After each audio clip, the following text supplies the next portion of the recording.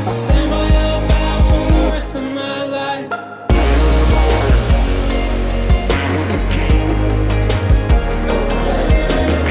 guys, how you doing? My name is George Holliday. I'm a producer here at Made on the Road, and today we're going to be looking at this song a little bit, but the main thing we're going to be doing is answering a question that I think was over on TikTok, which was how to blend and gel your vocals with the music. Sometimes if you're making music, you can feel like the vocals are doing their own thing up here and the music's doing its own thing down there, but they're not working together. So I'm going to share 3 different ways that I try and make those things happen, and there's a little bonus one at the end there for you as well, so make sure you stick around in this video for that. I want to just let you guys know that we do have a course out called The Efficient Musician. It's finally out and it's helping you guys be better every single day and build the life you want to live as a working musician. So if you feel like things are getting on top of you, if you feel like you're not managing your time very well, if you feel like you're not being very efficient, if you feel like you want to get a better environment to be working in and just essentially be more professional, then this course is going to really help you. Let's jump straight into the first thing that I would normally look at to make my vocals blend, and that is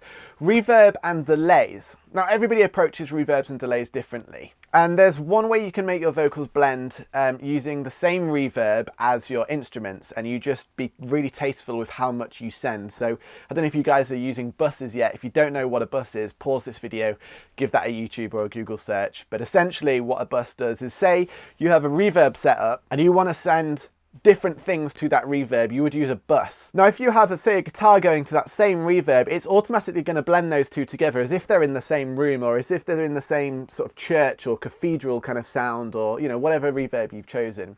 The only downside to it is that if you're sending quite a lot of guitar to that reverb and quite a lot of vocal to that reverb as well, it can get a bit messy and it'll get a bit muddy and you lose that clarity and that punch. So be really, really careful with how you do this. I personally wouldn't necessarily recommend doing that. I'd have 2 separate reverbs for the instruments. Now, the benefit of having 2 separate reverbs is you can really make your guitar sound exactly how you want it to with its own reverb, and the same with the vocals. But by them both having reverb in the first place, you're automatically giving them same characteristics, and that's going to naturally pull your sounds together and make them sound a little bit like you have the same intention for them and they're part of the same song. So using different reverbs doesn't necessarily mean they're going to sound different and it's a bad thing. If anything, it's going to give them their own defined sound, but also give them their own reverb. So I'd highly recommend using that. If you have any thoughts on anything that I mentioned, by the way, this is just how I do it, but please do let me know in the comments below how you do it, because there's going to be so many different techniques that everyone uses. So this is just shedding a little bit of light into how I view and approach reverbs.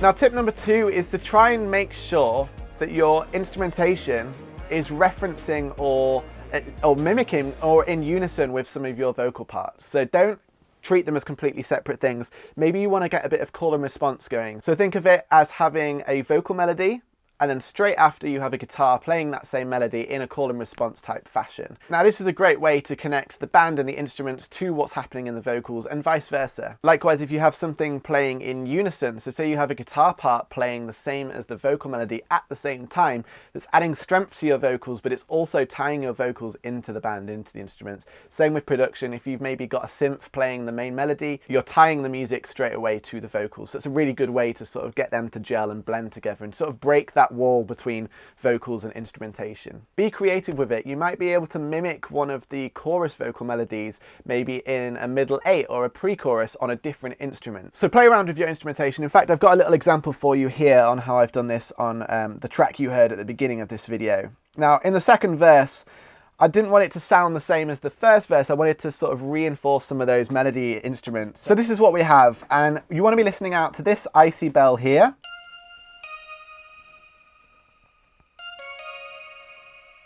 And also this band hall's melody here. Sounds very strange on its own, but trust me with these. So this is what it sounds like, and what you're going to be listening for is that the main vocal melody is then being mimicked, and sometimes in unison and sometimes in call and response. I live for these moments in coffee cups. Can you hear it at the top? Da, da, da. Let's go again. Moments in coffee cups. The one you love. In blue took to me to check I'm close. Here you feel safe in these four walls, inside these walls.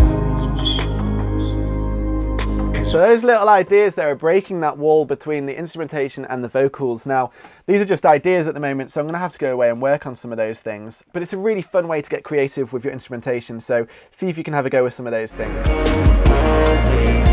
The third tip, before I get to the bonus tip, the third one is to do with the volumes. Now, this is more of a mixing tip than it is a production tip, but it's worth you guys knowing this because everything that's happening in your instrumentation, you're going to want to hear where it sits in your production and in your arrangements, and that is to do with the volumes. So if you want something to be really recognizable, really obvious to the audience, you want to have that quite loud in the mix, and if you want something to be quite distant and almost subliminal to the audience, then you want that quite low. Now that might seem really obvious to you, but one of the things that can separate your instrumentation and your vocals is just to have the vocals too high.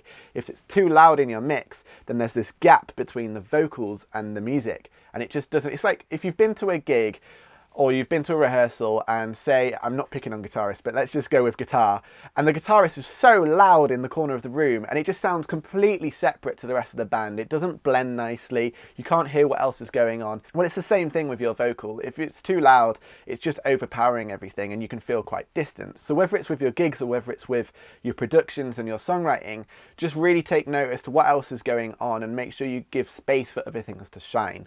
That's going to really tie in your vocals into your instrumentation. On the reverse side, if it's too low, then it's also not going to be blending well with the music. In fact, what it will do is make your vocals sound too blended in with the music and then you lose your clarity. So be careful not to go too low with that volume, but just don't go too high. Generally people go too high, I think, with their vocals and they want it to stand up in front and it just sounds too separate to everything else that's going on. And have a good listen to songs on Spotify or on your Apple Music.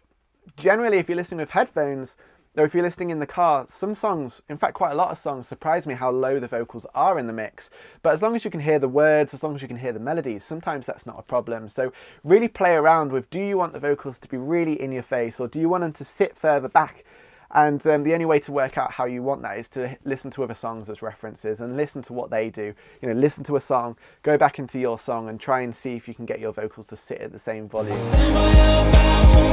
All right, the bonus idea. This is something creative. It's not going to work on every song, but try and treat your vocal like an instrument. And try and see if there's just creative ways that you can make your voice sound like an instrument, because you're mentally to people kind of bridging that gap between a voice and an instrument, and therefore to get your vocal to gel better with the instrumentation, this could be a neat little trick. Now what I'm getting at is something like a vocoder, or maybe you want to really play with the sound, like put it an octave down and stick it low in the mix. The example I'm going to show you is this one here, which is vocal synth. Now Dave's vocal on its own sounds like this. Better or worse in the eyes of the king, I promise my love when I give you this ring.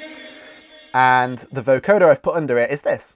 Better or worse in the eyes of the king, I promise my love when I give you this ring, because wherever you go you'll find me.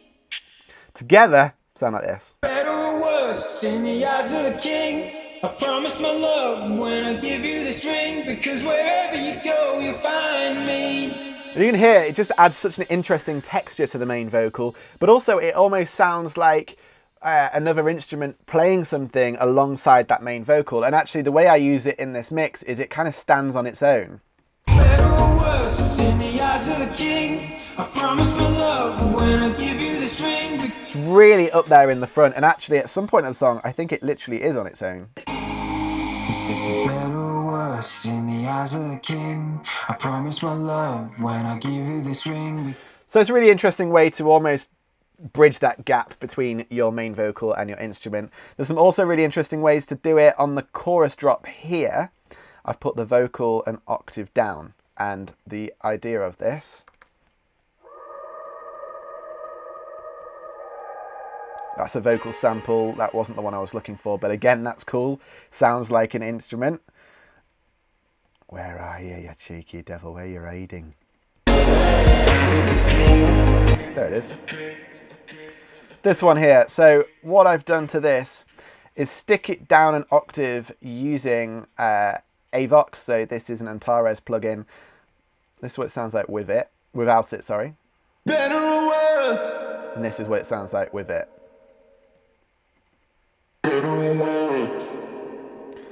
Now straight away that's going to put it back in the mix a little bit, less in your face so it doesn't sound like the main vocal, but also when you've got all of these effects on it and you've got loads of reverbs and delays,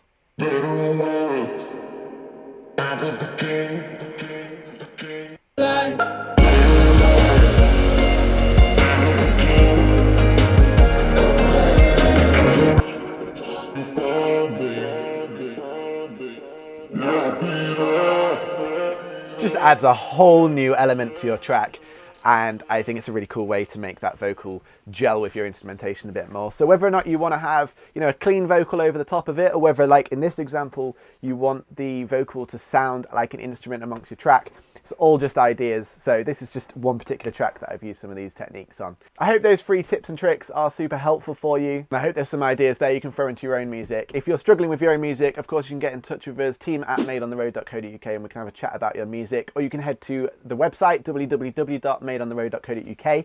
You can hear some more productions of ours, you can hear some more videos, and of course you can find some more information on the course there as well. Thanks for watching. If you have anything in particular you want to know about this track or any other tracks, leave a comment down below and I will add it to our schedule to make sure that you have that information if there's enough people that want to know about it. Until then, stay safe, look after each other, and remember, never stop creating.